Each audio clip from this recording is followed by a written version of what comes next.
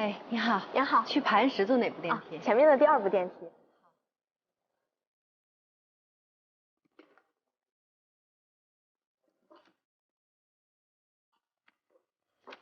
你好，请问面试是在这里吗？进门右手第1间会议室。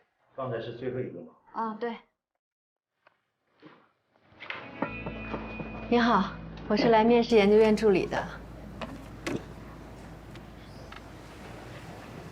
是这样的，我刚知道面试信息，还没来得及去报名，但是简历我已经准备好了。你叫什么名字？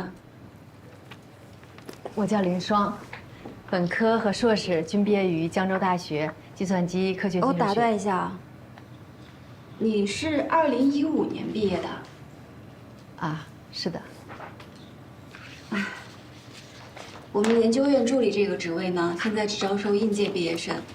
抱歉，你并不符合我们的面试要求。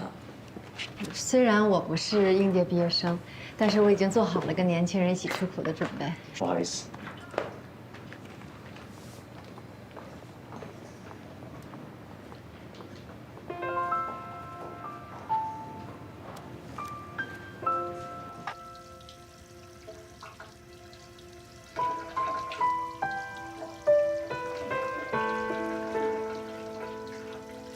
完了完了，丢死人了！哎，这可怎么办呀？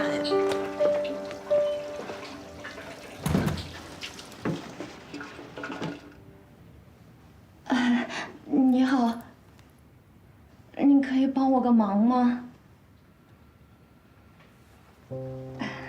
谢谢啊，谢谢啊，谢谢。是没事。哎呀，一会儿还要当着全公司的面做报告，我要不是遇到你，我真的是丢人丢大了。没事儿的，哺乳期渗奶很正常。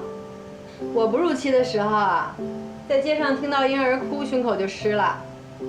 这怀孕的时候，我以为卸了货就完事儿了，可等生完孩子才发现，这万里长征啊，刚刚迈出了第1步，哪想到苦日子还在后面呢。应该好。谢谢啊，谢谢谢谢。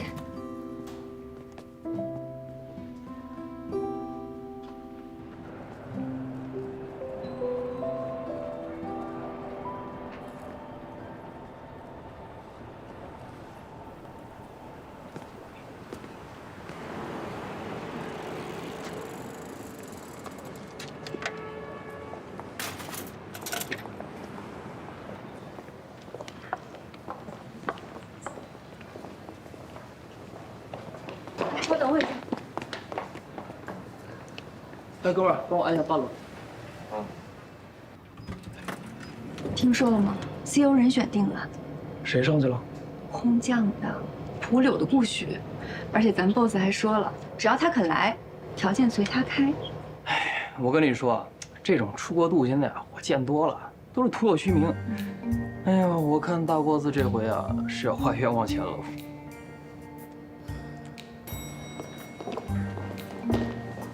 顾许，哎呦，舒曼女士亲自出来迎接呀，看来贵公司还是挺重视我的。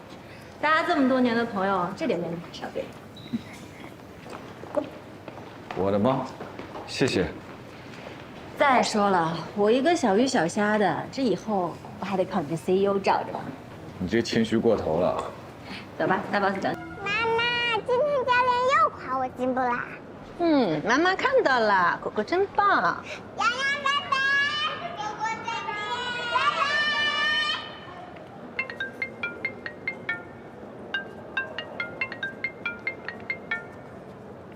拜。喂，喂，你好，请问是林双吗？我是啊，哪位？我是磐石的朱小晴，打电话是通知你，你已经通过了磐石研究院助理的初试，请于今天下午5点前来公司进行复试。我刚才碰巧在人事部看到份简历，是你江大的校友，跟你好像还是同一届的。快点，这武器出问题了，赶紧的！怎么了这是？到底是怎么回事？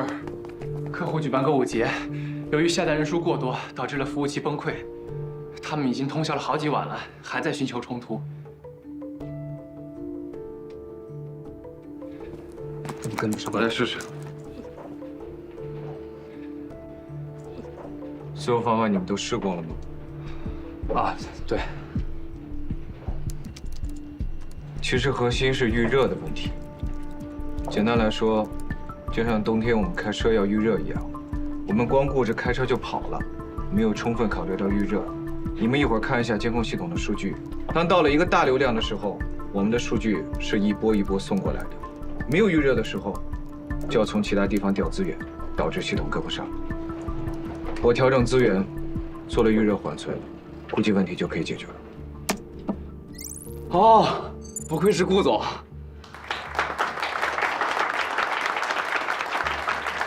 上次你走以后啊，我看到你落下的资料，虽然你不是应届毕业生，但是你非常有意愿和潜力，很符合我们磐石不拘一格对人才的筛选。于是啊，我就把你的简历给了我们领导，也就是人事部的总监，这才给你争取到了一个机会。谢谢你，你帮了我一个忙，我也帮你一个忙，就算是报恩吧。哎，对了，这次面试新上任的 CEO 也在，要好好表现。会议室在那边。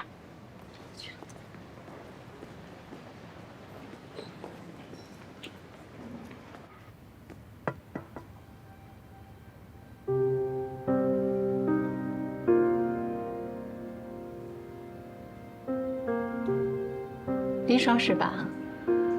啊，坐吧。好的。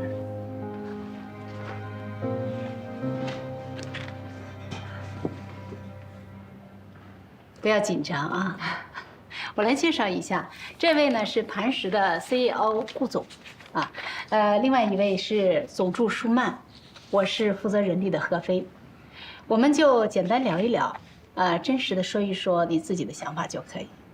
好的。我看到你的简历里写着，你曾经为了照顾家庭和孩子，选择放弃事业，成为全职主妇。那现在我能问问你，又是出于什么样的考量，决定重返职场？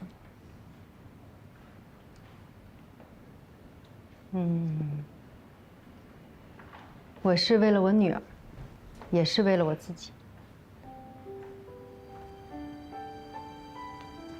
我有一个女儿叫小苹果，她非常喜欢打冰球，也很有天赋。可即便是这样，每当有人听说她的理想是成为一名冰球运动员的时候，第一反应大都是质疑。我女儿也经常问我，她说：“妈妈，为什么女孩子不能打冰球？是不是有很多事情只有男孩子才能做？”这个问题她问了我很多次，我也回答了很多次，但我想，还是没能得到她满意的答案吧。我知道，以我的年纪，这么多年的行业空白期，想重返职场不是件容易的事情。你刚才问我为什么这么做？当年我选择回归家庭，陪伴女儿成长，这件事情我不后悔。但是现在，我想要做回那个曾经的自己，因为我想要给女儿做一个表率，让她知道，女性也可以不受束缚地追求自己的理想。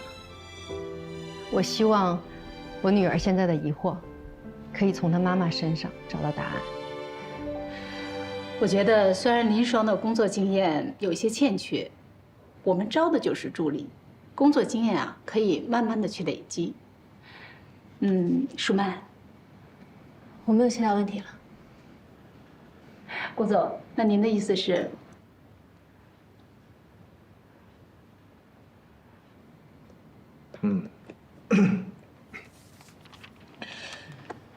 你认为深度学习算法比机器学习算法好在哪个地方？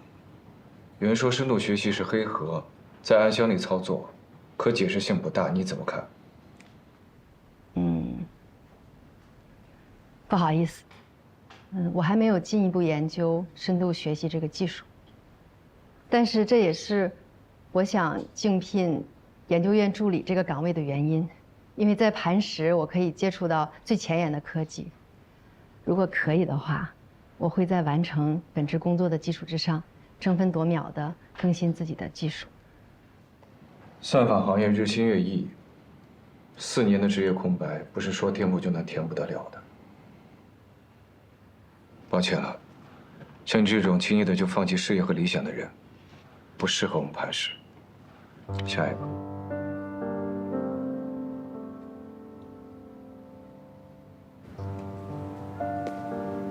还有啊，我最讨厌的就是那些拥有好的家庭、好的天分、好的机会，却不知道好好珍惜的人。而你，就是这种人。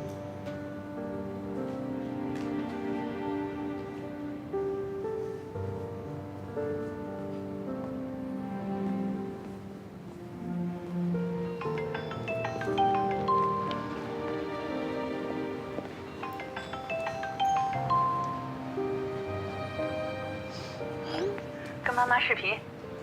妈妈，哎，果果，回家我做馒头啦！你看，这是我做的小兔子馒头。哎呀，果果真棒！妈妈，你是不是哭了？妈妈没哭。刚才有一个小沙子进到妈妈眼睛里了。那果果帮你吹一吹吧，果果吹一吹眼睛就不疼啦。妈妈，你的眼睛还疼吗？真的不疼啦，果果真棒。果果在，妈妈就不疼。那果果要永远和妈妈在一起。果果要永远跟妈妈在一起。好了，果果吃饭了啊，来跟妈妈拜拜。拜拜，果果。妈妈，来亲妈妈一下。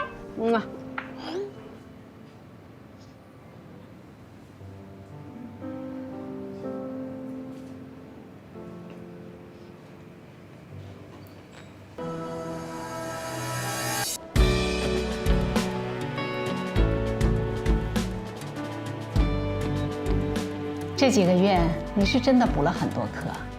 这么短的时间，除了 Python 语言的熟练掌握，还补上了之前深度学习推荐系统的短板，还研究了 Tyson RT， 实践项目也做了不少。看来你确实下了不少苦功夫。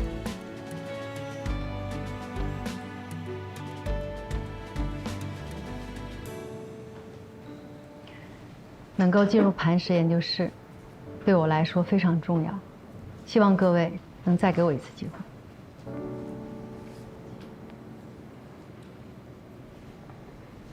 顾总，我没有别的问题了。我的问题还是个老问题，这对于我们磐石来说也是最重要的，就是你到底要如何平衡事业和家庭？顾总说的没错，所谓的平衡其实根本不存在，它无非是取舍和牺牲。但是在认定这个事实之前，我想先明确一点：家庭是一家人，取舍和牺牲绝不是靠女性一个人来完成。所有的家庭成员，甚至包括孩子，都必须承担起这个责任。当所有的家庭成员都承担起了责任，并开始发挥作用的时候，那么这个取舍和牺牲，才能最大程度地减少不必要的消耗，尽量让所有人都满意，也可以看作是达到了某种平衡。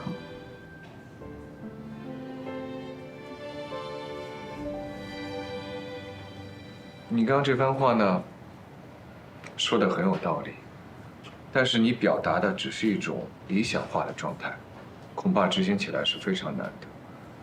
而且，程序员是高强度的工作，即便是大学刚毕业的年轻的员工，也有时候可能会感到力不从心。所以你到底拿什么来证明你能够胜任？我想让大家看一个表格。我的一天是从早上6点开始的，洗漱、更衣。6点20，我准备早餐，叫家人起床。7点15送孩子去幼儿园。8点菜场买菜。8点40回到家里，收拾餐桌，整理衣服，还要处理一些缴费和外出事宜。一边我还要用手机听课。12点钟，我会利用午餐的时间下单一些生活必需品。12点半午餐结束，我为晚餐做准备。3点我会去幼儿园接孩子，直接送到特长班，督促他语数外以及画画还有围棋等技能的学习。5点钟回到家做饭，6点钟吃晚餐。7点半我给孩子洗漱，哄他睡觉。9点钟我再重新收拾一遍房间，为第2天早餐做准备。10点我可以继续学习2个小时。12点我自己洗漱睡觉。这只是我过去几年里最普普通通的一天。如果遇上老人、孩子生病，家里突然来亲戚，那这张表格还会复杂很多。另外，除了时间管理，几年的主妇生活也让我对于财务统计、家里人的心理疏导以及各方面的协调能力都有了很大的进步。我想，我的工作强度和复杂度，对比一个初级程序员的工作需求，应该是绰绰有余。你在之前的面试和笔试中分数排名是最高的，所以看得出啊，你的 Spark 以及机器学习方面的工程能力是非常的扎实的。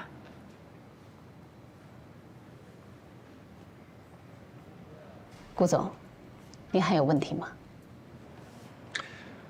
如果这次的面试你还是没有通过呢？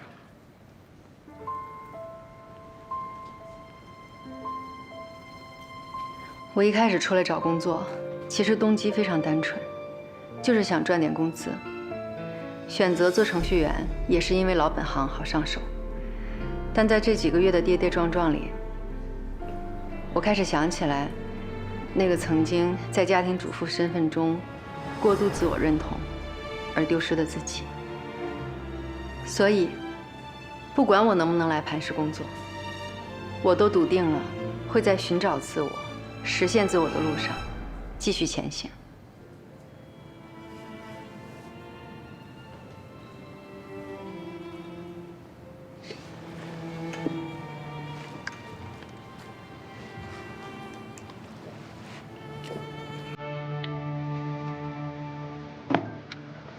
恭喜你，加入磐石研究室。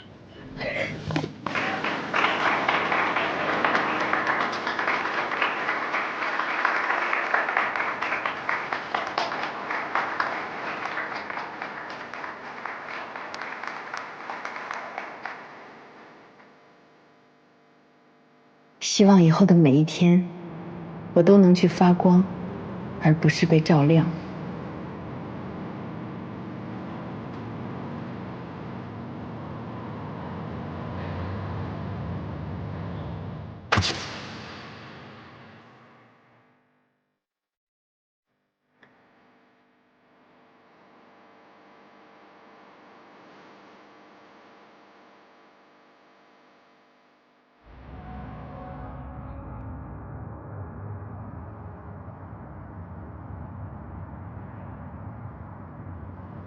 江海，明天我就要去磐石上班了。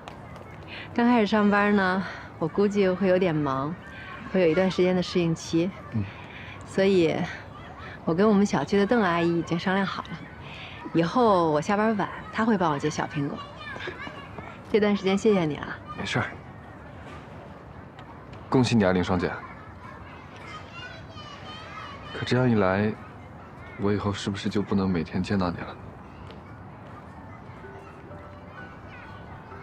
啊，我的意思是，你要是下班晚，路上不安全，我可以去接你。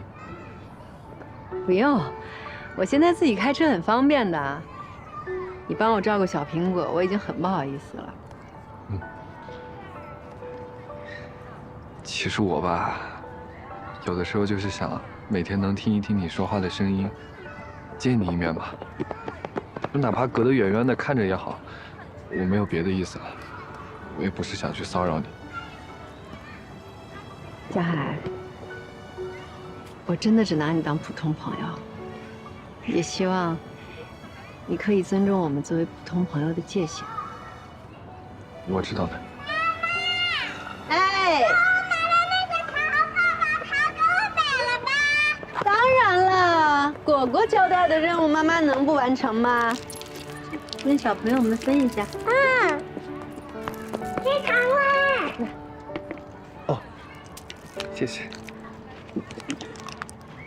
林双姐，还是拿我当小孩子呢。那你就拿出点大人的样子来嘛。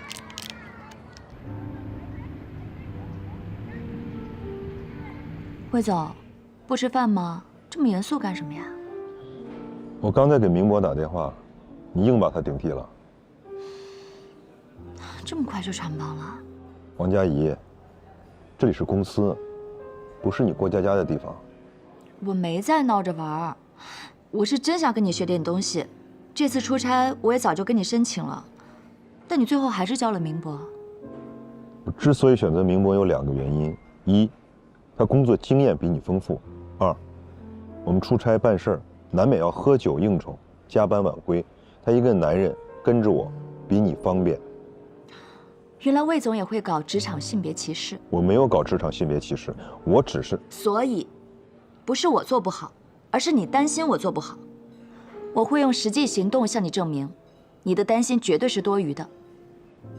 再说了，你现在没什么备选方案了，我们还是抓紧聊聊项目吧。冒名顶替的账我回公司再给你算。先吃饭。我们这次来，主要是要磕江南几个老牌企业。你回去查查资料，好好做做功课。嗯。还有，要跑几家公司，几个地方，所有的路线、车都提前安排好。好的。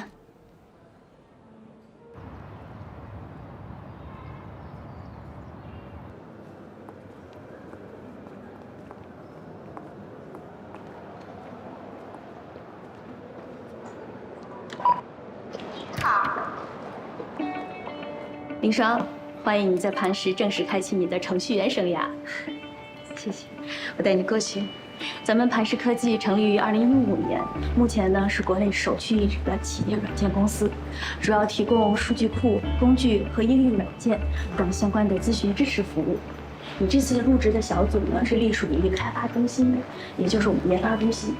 像我们研发中心现在目前有180多名开发人员。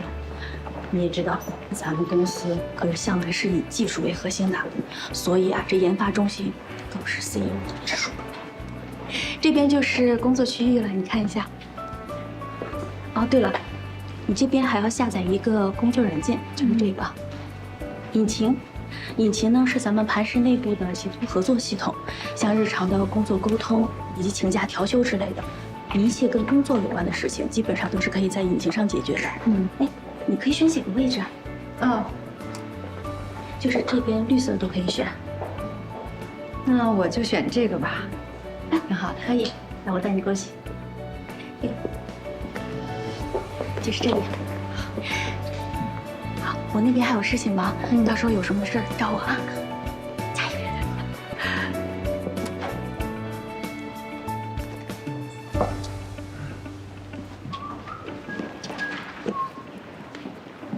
雨霞，啊，喂，林双，你好。你这个工位啊，正对着 CEO 办公室，无论是上班呢、摸鱼还是留访，全都一览无遗，能够感受到来自 CEO 的零距离关怀，是我们整个磐石出了名的风水宝地。接水去了啊。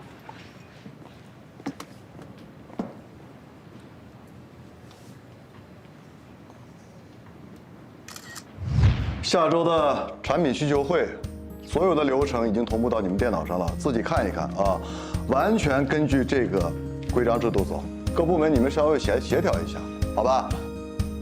哎，听清楚了啊！散会。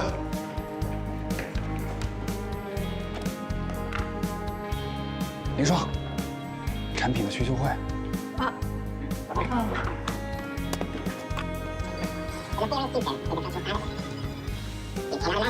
语速这么快，能听清啊？提高获取信息的效率嘛，多听听就习惯了。散会。太能说了。神。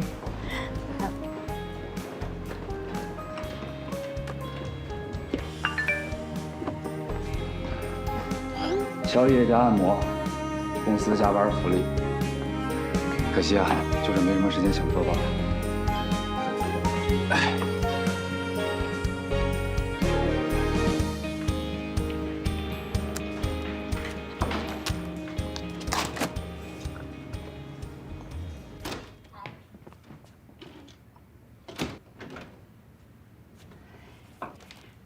不好意思啊，邓阿姨。没事，睡熟了。啊，我去了啊，我送你。好，那你注意安全，谢谢啊。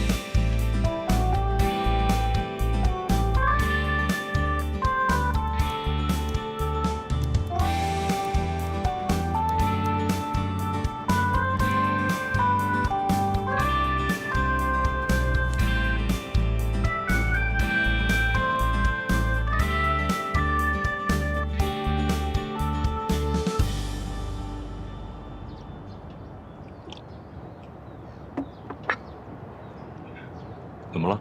有什么问题吗？没有问题。今天可能要辛苦了，我们得连夜修改方案。魏总，我看那个客户根本就没想诚心跟我们合作，改方案根本就是个借口。我们这次来的任务，就是要把不可能变成可能。方舟的实力摆在那里，市面上那么多客户，咱们换个更好搞的不行吗？就没有好搞的客户。佳怡，你是千金大小姐，从小到大一帆风顺，没吃过苦，你可能一时半会儿很难了解打工人的生活。没关系，越是难做的事情，做成了越有成就感。不信你试试。那我试试。打100个电话。妈妈，楼上思欣的爸爸妈妈又吵架了。童话书里不是说结了婚都会幸福的生活在一起吗？因为童话故事和现实世界是不一样的。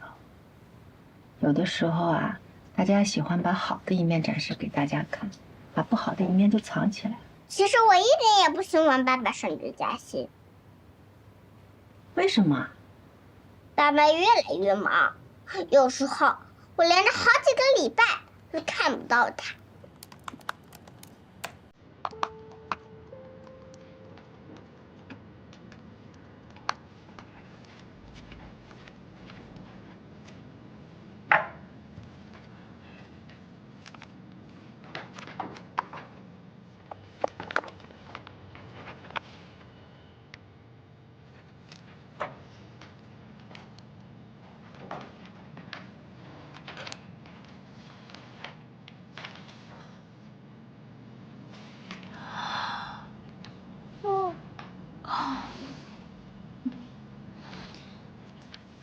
佳怡，你把新辉的资料让我看一下。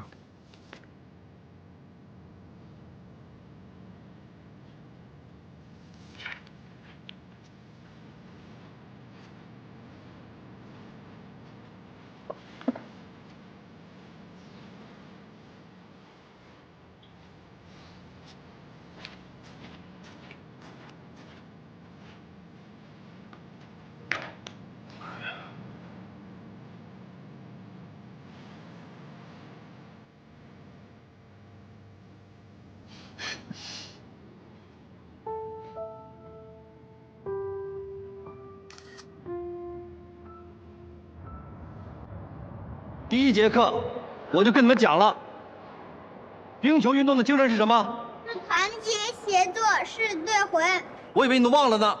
刚才为什么不把球传给小苹果？都不把小苹果当成自己队友，还谈什么队魂？教练，不是我们不想把小苹果当成队友，我也想传球给他呀，可他跑得太慢了，我力气大，怕把他撞飞了。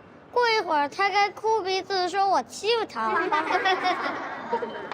教练，你也说了，比赛嘛，总是要赢呀，总不能因为小苹果是女孩子，我们就故意哄她开心，让着她吧。我不想跟小苹果练球了，我也不想跟小苹果练球了，我也不想，我也不想。那行了，你们都少说2句。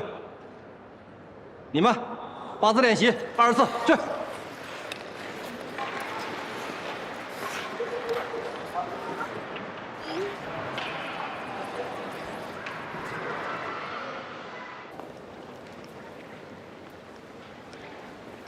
林生，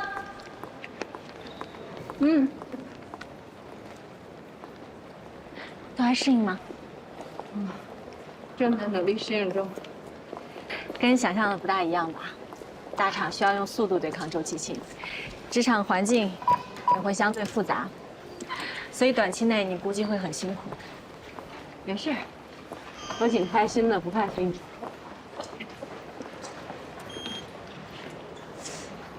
哦，对了，昨天你跟老柴反映了量化算法的问题，他直接把邮件转发给了研发部的负责人何总，然后抄送给了我。不是，我不知道他。你不用和我解释。今天何总正好在北京出差，明天等他回来，你好好想想该怎么跟他解释。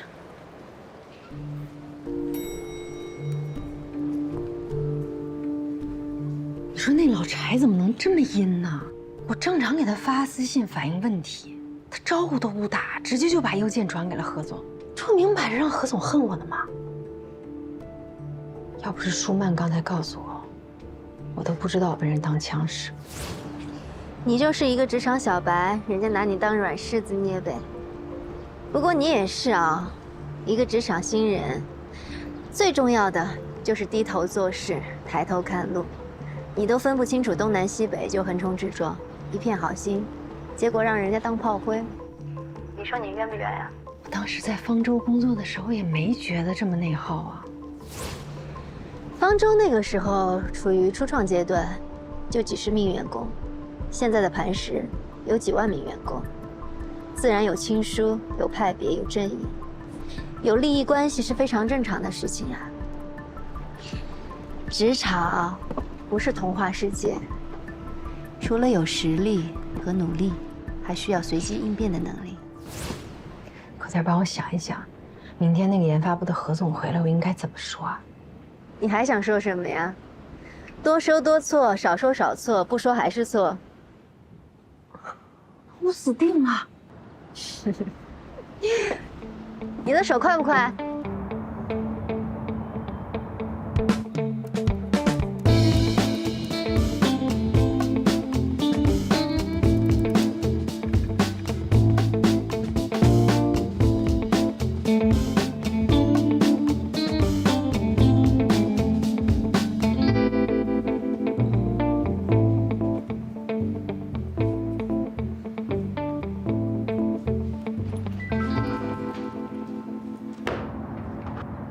基于我这次去北京项目洽谈，进一步了解了客户的需求。稍后呢，负责这个项目的同事啊，跟我走，咱们单独开个会聊一聊。好。哦，有同事给我发邮件，反映开源的量化算法性能不佳，所以刚刚会前我特地找了 KV 跑了一下算法，测了一下性能效果，结果发现根本不存在邮件里反映的问题。这到底是怎么回事啊？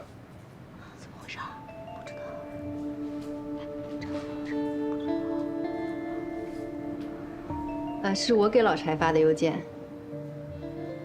我的初衷是想和他探讨一下如何解决问题，但是老柴迟迟没有回复邮件，所以我就昨晚加了一个班，索性把问题给解决了。至于他还跟您汇报了这件事情，我确实不太清楚。比起反映问题，我们更需要的是高效解决问题的意识和能力。磐石需要林双这样的实干精神啊！没有，我就是做好自己的本职工作。我是一个新人，我做事的原则非常的简单，就是低头做事，抬头做人。我还有很多不足的地方，希望各位同事日后可以多多指正。老柴啊，以后遇到问题，不要老想着甩锅啊，多动动脑子。好了，就到这儿吧。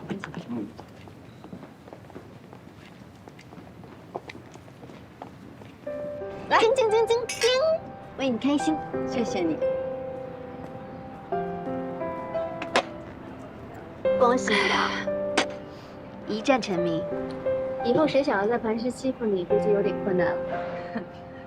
说真的，还得多亏了你。以前吧，我觉得你行走江湖全靠啊，但是没想到你对付职场潜规则也有一套啊。我希望在职场上，你永远也不要知道这些潜规则。对付职场这种小垃圾，我可是有100种办法。以后看他们谁还敢欺负你。怕了，人际关系这门学科呀，真的是比专业难多了。在职场上啊，是有很多这种人情啊、欺骗啊、背叛的小故事，但是你知道吗？最受人尊重的，就是像你这样，真正有能力、正能量且向上的人。可以啊，林双，表现不错啊。何总，何总，没有，我呢其实就是做点力所能及的事儿。你当时来江大听课的时候，我就知道你不一般的。哦，您记得我去江大听课的事儿啊？当然，听人力的朱小晴说，你是顾总特别安排来听课的。我是顾许安排来的。行了，你们继续吧。哦，何总您慢走啊。好。干嘛？这个顾许什么情况？他可是你的冤家对头，他为什么会帮你啊？而且他还帮了我。他该不会是对你有什么企图吧？哇，对我有神经病啊！我有什么可企图的？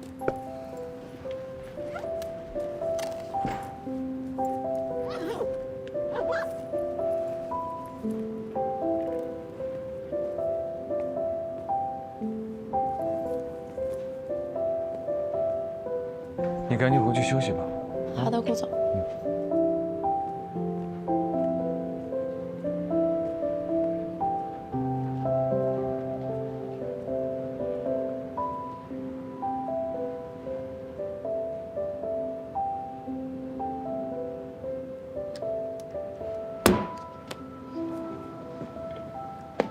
哎呀，还没写完呢。我已经给你保存好了，困了就回家睡觉，别在公司浪费电。听见你也要听个课你也要安排，你这个 CEO 是不是有点太操心？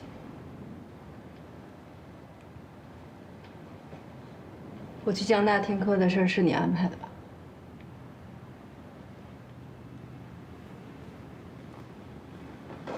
你不是最看不上我吗？干嘛要帮我？我帮你是2个原因：一，你是林老师的女儿，林老师对我的恩情无以为报，所以我只能从你这儿借花献佛；二，倒是我个人原因。其实我之所以成为今天的顾许，在某种程度上，是得益于你。因为我。你是我在大学生涯里一直想要超越，却偏偏怎么也超不过的那个对手。整整7年，我都活在你的阴影里边。你知道吗？我为了超越你，到美国留学，每天都泡在图书馆和实验室里。创业之后，更是把办公室当成了家。我用了2年的时间，就把创业公司做成了业内独角兽。就连我接受磐石的 offer 回到国内，有一大半的原因，是想要重新跟你一较高下。现在你呢？我设想过无数种我们重逢的可能性，唯独没有想到过眼前这种。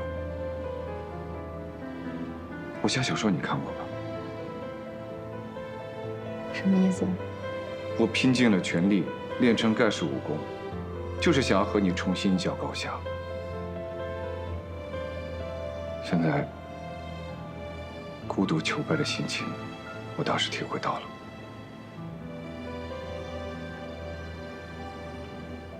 我之所以要帮你，是因为我对昔日对手的一份崇敬之心。当然，我也奢望着，也许有一天，你能重新拥有与我一决高下的事。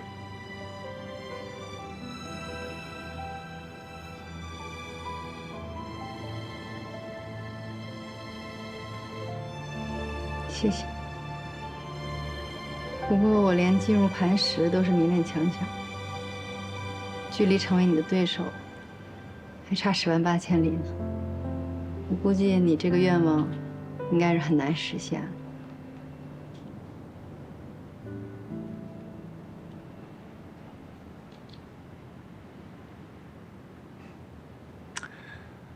没关系，有得必有失嘛，也好。看着昔日的劲敌，现在兢兢业业的，每天为我搬砖打工，也是一种特别的享受。可惜这种感觉，这辈子你是体会不到。撑不住了就赶紧回去休息，但是绩效完不成，工资还是要照扣的。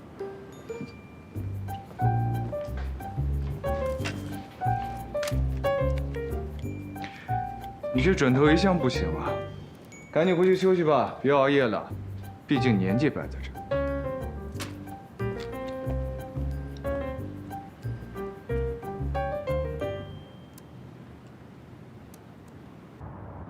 我在国外的时候就听过你。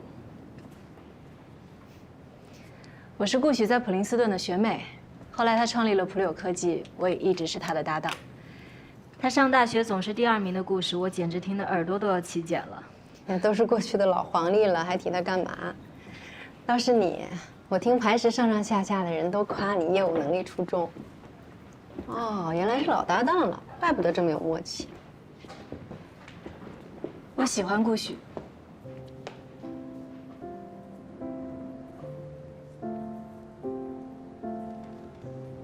你是不是误会了？这个人我从来就没往这方面想过。你俩还挺配的。他配不上你。是吗？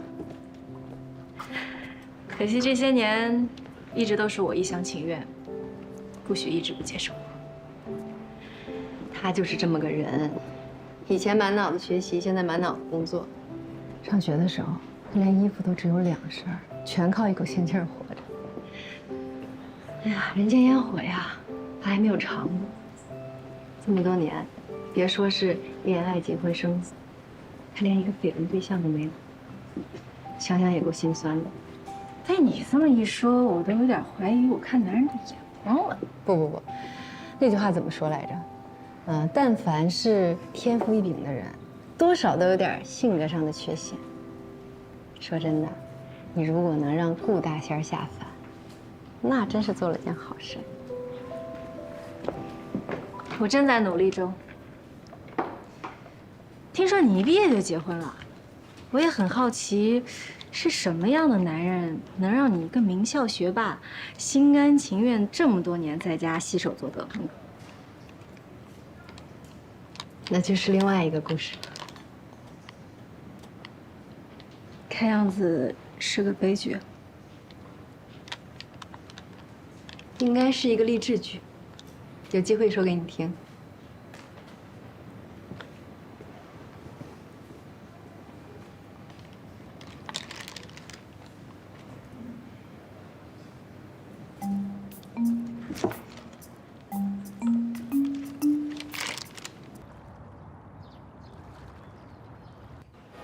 德亚服饰刚刚打的那个电话，可把他们紧张坏了。一听到他们也要抢咱们粉丝节的独家联名，那几个老油条赶紧放下架子敲定合作，生怕晚了就没有了。那嘴脸，笑死我了。不过这电话怎么这么巧啊？刚好赶在咱们开会的时候，该不会是你找的托儿吧？你看出来了？我猜的。德亚那边确实有新合作，我故意把电话安排在了会议时间，催单嘛，得使点小招，好让那些犹豫不决的客户尽快下定决心。受教了。基本技巧而已，以后你要学的东西还很多。一会儿回到酒店赶紧睡觉吧，看你这几天熬的，黑眼圈都快跑出来。哦，我第一次来古镇，还想好好逛逛呢。行，你逛吧，准假。那一起呗。我还有工作。你昨晚熬得那么晚，还不许调休吗？我这黑眼圈可算工伤啊，你就当是给我头一次谈成客户的奖励。香啊！魏总，我想吃饼。我请客。老板，哎，来2个饼。哦，好嘞。谢谢啊。谢谢。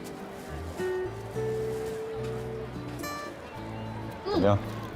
好脆啊！你尝一个。好吃吧？再见啊！再见，再见。给。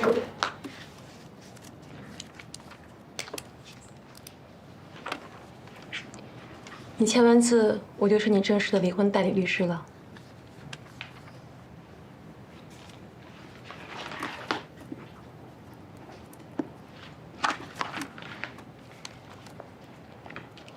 今天开始，我们就共同进退了。来吧，看看你的情况。财务方面，根据你提供的相关财务资料，我已经看过了。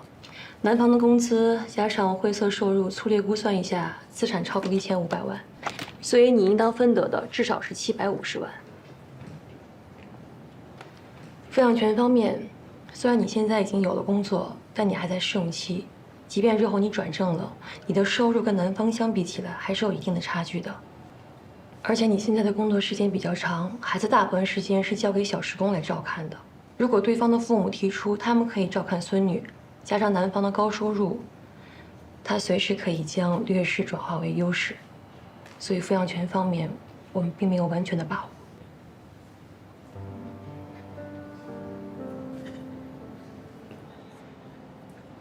孙律师，有一段时间我非常害怕离婚，我也不知道为什么。现在想想，我应该是非常害怕失去小苹果。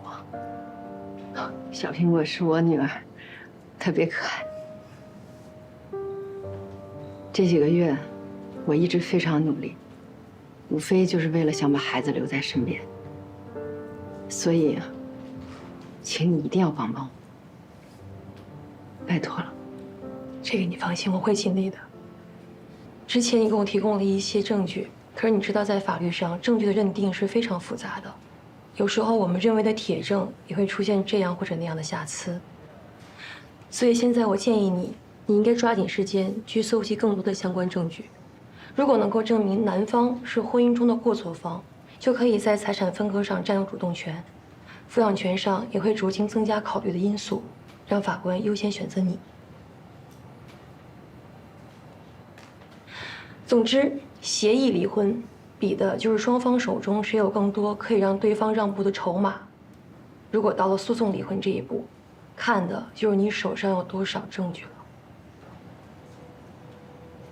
好，我知道。从初中起，我就被我爸妈丢在国外一个人念书，所以我很早就习惯了一个人的生活。只要提起行李，就像带上了家，但终点在哪里，我却永远也不知道。一个人孤单的时候，我就喜欢去港湾。不知道为什么，只要在港湾边一坐，我就不再害怕寂寞。那么多船只一路在海上漂漂泊泊的，但只要驶入到了港湾，就像是回到了家里，不再因为有狂风巨浪而恐惧，也不再因为看不到彼岸而失去方向。他们和我都一样，都安全了。后来大了一点儿，我就提着行李一个人去旅行。我最喜欢的也是世界各地的港湾。我去过里约热内卢港、旧金山湾、普吉岛的潘牙湾，还有加拿大的芬迪湾。以后有机会，我还想去看看南极的天堂湾。一起呗。不可命命运那么好。我去过世界很多地方，都是因为工作，很少能像现在这样喝喝茶、聊聊天，很难体会那种游人的心境。谢谢你。有机会，真的想去全世界好好的走一走、看一看。人一辈子其实很短暂的，转瞬即逝。我们要有一个好的心态去面对自己的人生。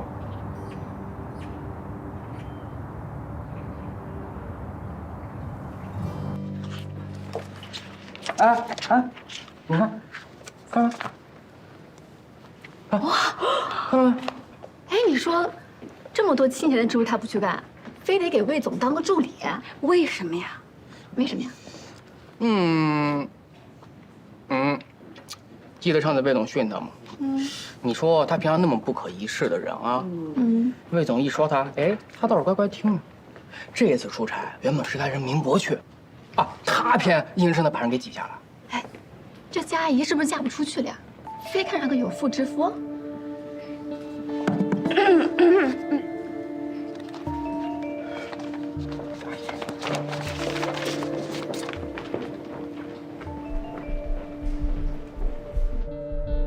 您看您需要点什么？这个还有这个，谢谢。早啊！昨天睡得怎么样？挺好，我帮你点好了早餐。你随便点啊。我还想再点一样东西，魏总的和颜悦色。佳怡，这几天我一直有个问题想问你：我们方舟有那么多部门，你为什么偏偏挑中了产品部？因为你啊。因为我可是对你做过背调的。首先呢，你在方舟工作了9年，是方舟的元老，对公司架构的理解和内部管理利弊的认知肯定比一般人透彻。其次，一旦你升职，将会是目前事业部最年轻的 VP， 方舟高层都称赞你做事高效，深谙人心，所以我想来好好领教一下。那你的背调可做得不够详尽了。我还有老婆有孩子，我在公司这么努力的工作，就希望我的家人能够生活幸福。当然，这种幸福也包括，我不希望他们在生活当中，因为无中生有的误会而受到困扰。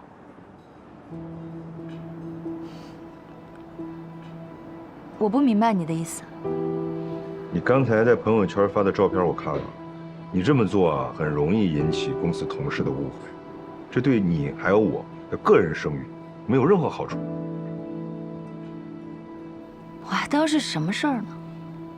我不知道这有什么可误会的。我不过就是随手拍了些照片，记录日常生活，发朋友圈。魏总有什么好紧张的？我没有紧张，人言可畏。到底是人言可畏，还是魏总心里本来就有属于我的一席之地？被人看穿了之后心虚了呢？你想多了吧你？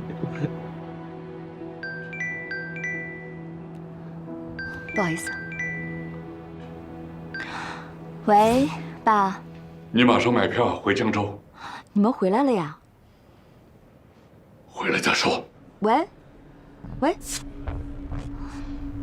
你先回去吧，这有我呢。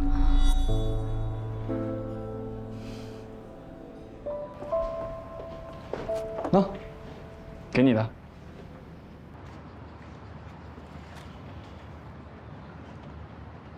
这些东西，你拿去送小朋友吧。你可别小看这些盲盒啊！我给你买的这些里面是有隐藏款的，你要是开到了隐藏款，它的价值会翻5到10倍呢。拆一个看看。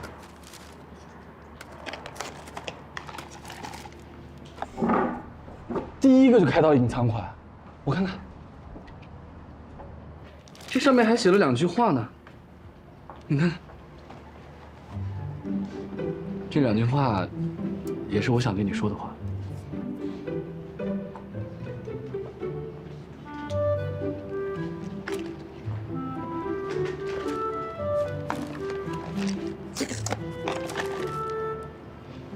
江喜，又是隐藏款，你知道这意味着什么吗？10万分之一，你现在就是幸运女神了。隐藏款又是隐藏款，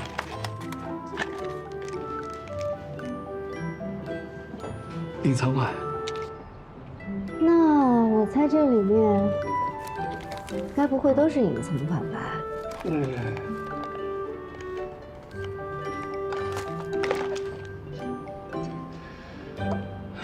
虽然我买这些隐藏款的行为是有些投机，但我也是想把心意准备到100%嘛。我不想对你偷懒，江喜。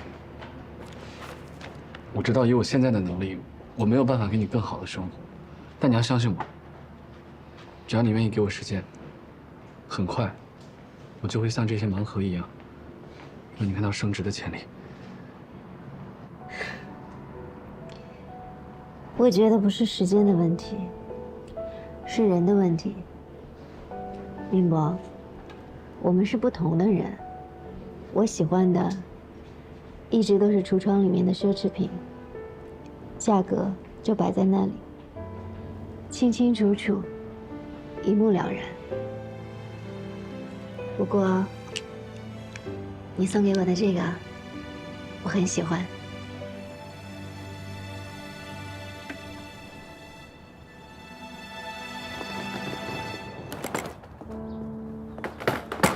张妈，哎，来了来了，哎，佳怡回来了啊？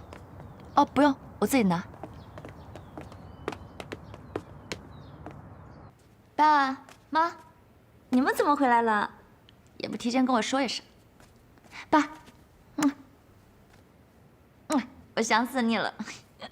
怎么了？这么严肃啊？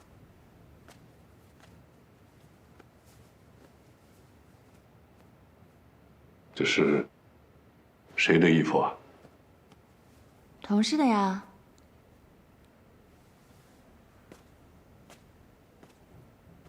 怎么了？同事的。哎，爸，你干什么呀？你马上写辞职报告，明天一早交上去。我为什么要辞职啊？工作上我有任何过失吗？就算你是大股东，你也没有擅自开除我的权利。我没这个权利。那你等着。现在这魏明的事，在方舟传的多难听啊！你别急，慢慢讲，弄不好就是个误会呢。那不是误会，传言是真的。我就是喜欢魏明。你还说得出口？你喜欢谁不好，可偏偏人家有老婆的。我知道，那没什么。你听听，他说的都是些什么话呀？你读了那么多的书，你连最起码的礼义廉耻都不懂吗？佳怡呀，我和你爸爸从小就把你送到国外去留学，目的就是为了让你去镀镀金，长长见识。你倒好，把西方人的那套没边际的自由学了来。听你爸爸的话，赶紧离开方舟，跟那个男的断掉。我不要。你们也知道，从小你们就把我送出去读书啊。从12岁起，你们两个就不再管我了。现在你们又突然跳出来叫我好好听话，对不起，晚了，我已经长大了。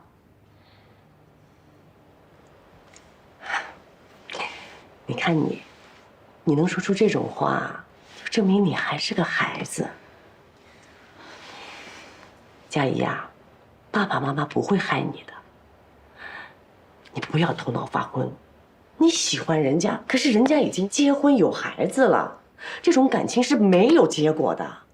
那是我自己的事，跟你们没有关系。没关系，你听着，我是不会让你跟魏明在一起的。用不着你同意。你还顾不顾脸面了？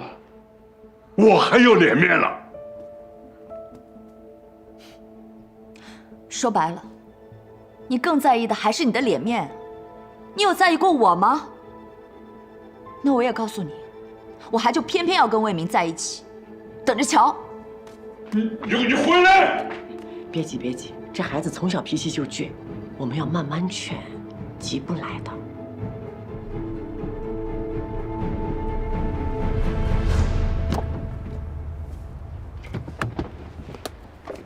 谁啊？我。你坐我车干嘛？你不是开顺风车吗？我刚好下班，顺便给你增加一点营业收入。怎么着，不欢迎你的乘客啊？你别折磨我了，行不行啊？你怎么知道我跟你顺路呢？你再说你干嘛不让你秘书跟你约一辆车呀？司机和秘书我早就让他们下班了，我前面打车要排100多号呢，而且我没有做好标在公司通宵的准备。我11点之后啊，加价3倍，然后路上还要接人，能接受吧？哦，还要拼车呀？那我只能付你1.5倍的车费。赶紧走吧，师傅，别耽误时间了，行吗？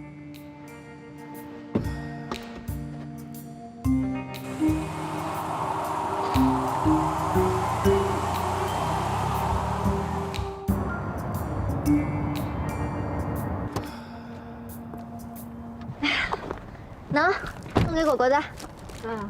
你看，据说这个东西能升值，你可别当垃圾扔了啊！不会，谢谢。哎，你今天晚上怎么那么晚下班呀？不会是那个变态 CEO 顾许为难你了吧？我跟你说，你如果有什么事情，一定要跟我说啊！说面对这种职场黑恶势力啊，你千万不能怂，他们就是喜欢那种吃软怕硬的人。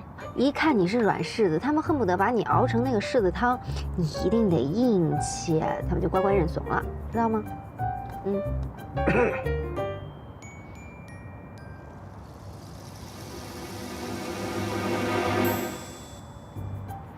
介绍一下顾许、江喜。我们之前在方舟见过。你俩聊。那个，顾总，上次真是谢谢您啊。如果背后说人坏话就是你表达感谢的方式的话，那就大可不必了。我没有，我刚才就是讲了一个冷笑话。顾总，你怎么一点幽默细胞都没有呀？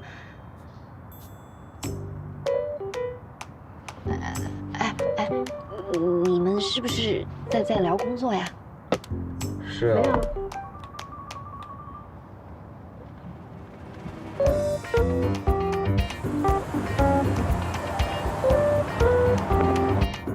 我觉得这个顾许人不错。哪儿不错了？就是他能够给人一种特别舒适的距离感。好多男生啊，见到漂亮姑娘，恨不得乍见之欢，最好距离感直接为负。但顾许不一样哦，想多了，他对谁都这样。反正我是没有看见过。我们公司林总搭哪个普通员工的顺风车回家，而且根本就不顺路。我觉得他是想要找机会多了解你。他是想故意找机会让我不痛快。你不了解他，他呀，就是一个用算法衡量一切的技术男，脑回路清奇，不按常理出牌。他现在正充分享受虐杀我的快乐。所以啊，他就像是一个不成熟的小男生，表面上呢欺负你，但潜台词是在说我喜欢你。你们家江海都不这样。哎，打住啊！我们两个还是聊点别的吧。今天在方舟出了一个很大的八卦，黄佳怡发了一个让人浮想联翩的朋友圈，你猜主角是谁？魏明。朋友圈嘛，顾名思义，就是发给大家看的。但是这个黄佳怡啊，她实在是太心急了。表面上，她要宣示主权，对内，她向魏明逼宫。这个魏明，宁可背负陈世美的骂名，也要上赶的去给黄家当赘婿。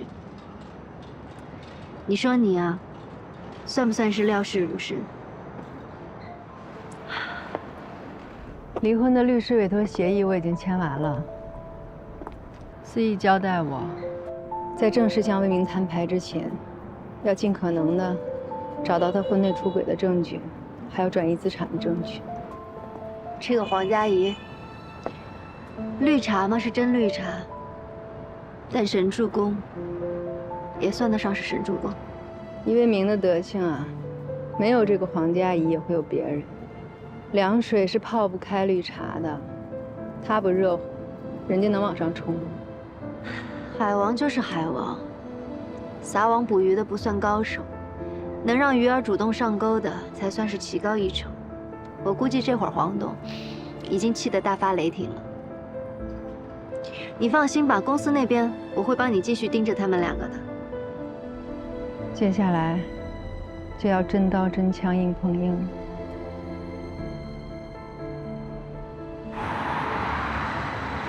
袁领少，我刚下飞机，直接回公司了。这次出差比预期多了2天，我换洗衣服没带够，你赶紧给我送一趟。我这边10点钟有个会，尽快啊。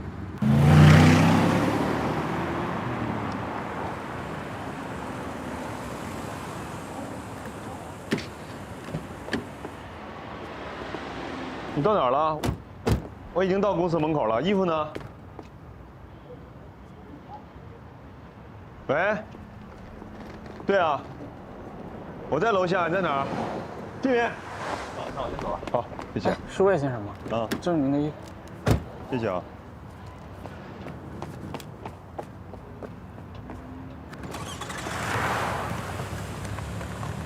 衬衣皱成这样，你就找个快递给我送过来。你一天到晚在家干什么呢？稍等一下，10点的会，我现在肯定迟到了。你怎么能犯这种低级的错误呢？请进。魏总，怎么了？西服已经洗好了，我特地选了一件衬衣作为谢礼，相信会跟西服很配。太好了，佳怡，你可帮我大忙了。衣服这么皱啊，不然换上吧。好。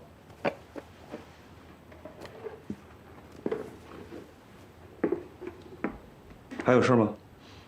没事了。要不你先回避一下。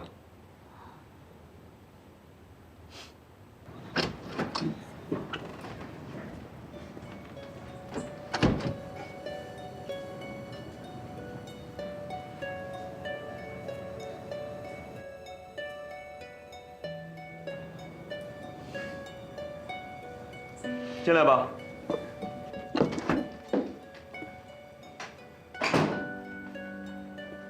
怎么样？挺合适的。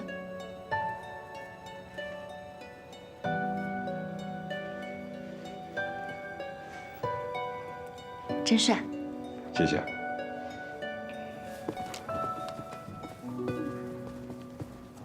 今天例会的工作重点是我们方舟和磐石的合作酒会，那么具体的安排由佳怡给大家介绍一下。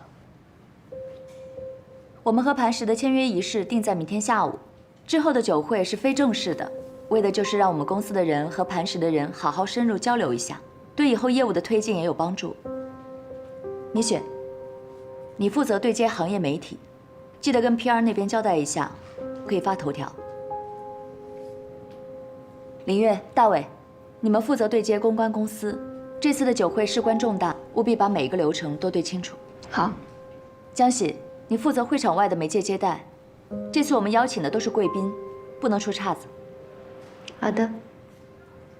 因为是工作酒会，所以这次没有邀请家属，我会充当魏总的女伴，和魏总一起负责重要来宾的接待。你们先开会，我去一趟酒会现场。好。对了，大家下班的时候记得来我这儿领东西。谢谢啊，谢谢大姐。谢谢佳怡。佳怡，你刚刚看到大家的反应了吧？那这次酒会你做我的女伴，是不是有点不太合适？我才不在乎别人怎么看呢。这次邀请的宾客中有很多是我爸那边的朋友，我作为女伴，从社交礼仪上看完全没有问题。魏总是想避嫌吗？我们俩可什么事都没有啊，刻意为之反而才会遭人闲话吧。你放心吧，我会安排好的。安安，啊？领什么东西啊？哦，特产，他不是从外地回来吗？给他买的礼物。怎么，你没在群里吗？这么快就开始拉拢人心了？嗨，你也不看看谁教的。现在魏总啊，马上就要升 VP 了，方舟和磐石又签了约，难怪对这次酒会这么上心。不过说真的呀，我还是真的羡慕。我有什么可羡慕的呀？我就是一个打杂的，我现在连门都进不去。至少你不用听他颐指气使，跟魏总在那个特产群里面一唱一和的。嗯哼。什么？还有个特产群。啊，这个群你也不在啊？哦，就在刚刚，他把那特产群改成了筹备群。哎，佳怡用私人关系给我们借了迪曼的礼服啊，等于说，除了江喜之外，我们其他人都可以去试装。高定，我这辈子都没穿过高定嘛。我也没穿过。走，先走了。